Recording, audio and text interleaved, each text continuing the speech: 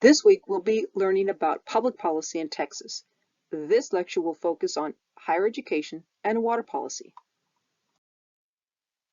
Learning objectives: to discuss the steps in the policymaking process and discuss public policy areas in Texas state government. The steps in public policymaking process, the policy cycle. Experts disagree on the exact definition of public policy. According to Thomas Dye, it's whatever government chooses to do or not to do. Political scientists have proposed various theories to account for changes in policy: incremental change, punctuated equilibrium, multiple stream theory, policy feedback theory. The policymaking cycle, in ideal form, is a set of distinct stages. The first stage is problem identification and agenda setting. Third, policy formulation, followed by policy adoption, policy implementation, and policy evaluation. In real life, there is often no policy evaluation. Often policies are passed with no consideration of this need for review and change in the future. Here's another way to look at the policymaking cycle. Although the cycle is depicted as moving from one stage to the next, ideally stages are revisited as the policy and its effects are evaluated. Changes may be recommended in problem identification and agenda setting, in policy formulation, or in policy implementation. Policy areas in Texas state government. States play an important role in implementing policies set at both the state and federal levels. States vary quite a bit, however, in terms of policy output and outcomes. The first is tax policy, regulatory policy, healthcare policy, education policy, social policy, immigration policy, water policy. All of these entail some form of public policy implementation. State governments regulate a range of activities, including the following: life, property, and auto insurance, internet service provided by local government and others, the court system, professions and occupations, public utilities, labor law, the environment including land use, wind farms and other projects that may be eyesores, fracking within municipalities. Texas's regulatory policies tend to be pro-business. Anti-union and pro-employer policies include the right to work law and a policy allowing employers to opt for a tort model rather than a workers' compensation in the case of employee injury.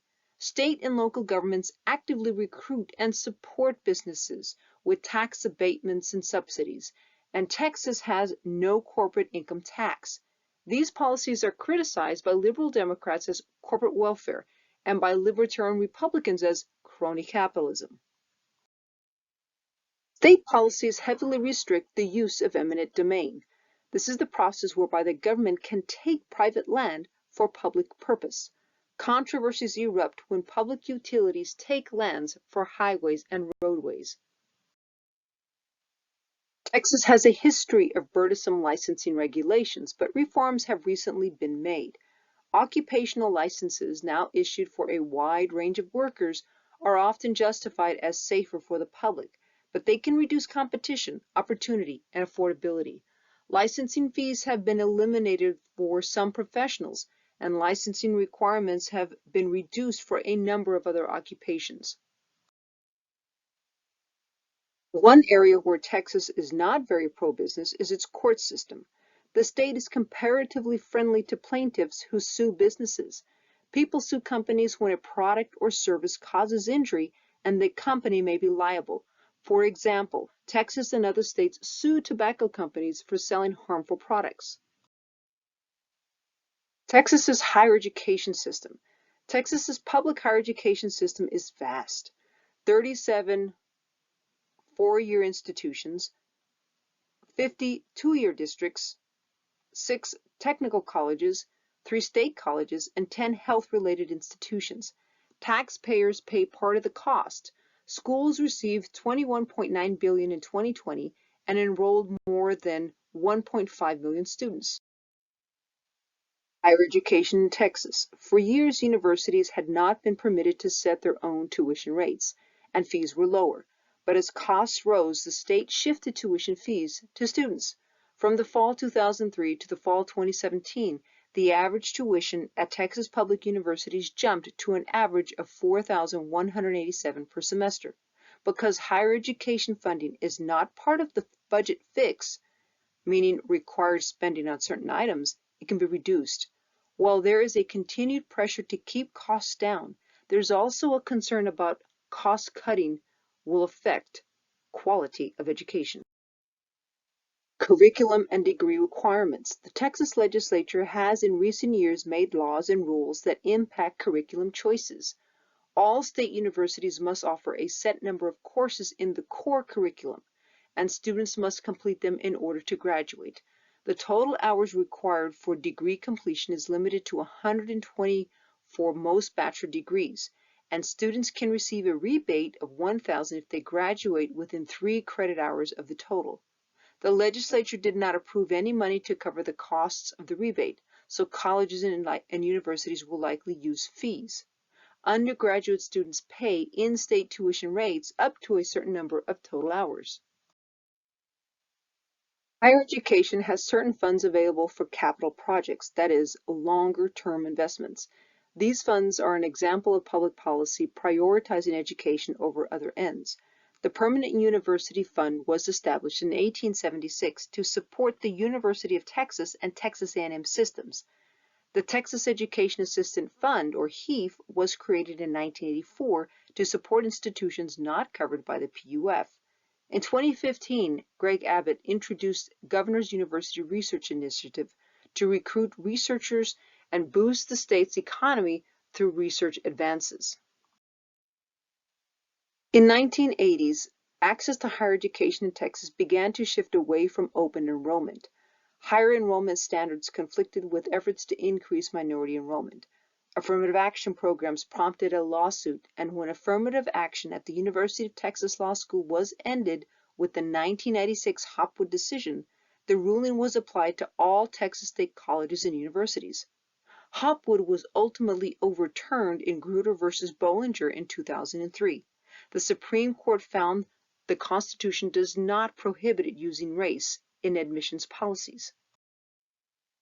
Before the Grutter versus Bollinger decision, the legislature attempted a different solution to the problems of minority representation and equal opportunity. Any new student graduating in the top 10% of a high school class was granted automatic admission. The top 10% plan may have increased minority enrollment, but it also created problems for some high-performing students at highly competitive high schools.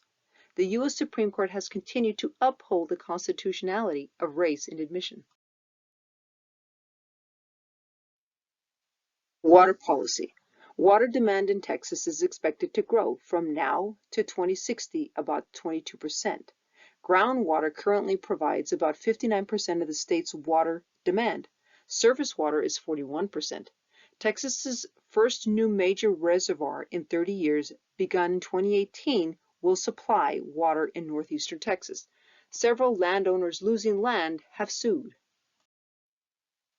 Water law relates to both quantity and quality. Texas owns surface water, but citizens can obtain exclusive rights to use a certain quantity. These surface rights can then be sold. According to the rule of capture, groundwater under a landowner's property is private property. The Texas legislature had made efforts to regulate groundwater through the creation of conservation districts with limited powers over the spacing of wells and the quantity of water pumped. Texas faces a number of water-related challenges, including severe drought conditions. Declining river levels deprive coastal river mouths of the fresh water they must have to support the multi-billion-dollar commercial fishing and tourism industries. Texas voters have shifted $2 billion from the state's rainy day funds to water projects. Takeaways. State and local government policy decisions impact a wide range of issues and areas of life. The Texas government is actively involved in regulating business activity, providing welfare and educational services, attempting to manage natural resources and land use, and restrict certain behaviors or protecting certain rights.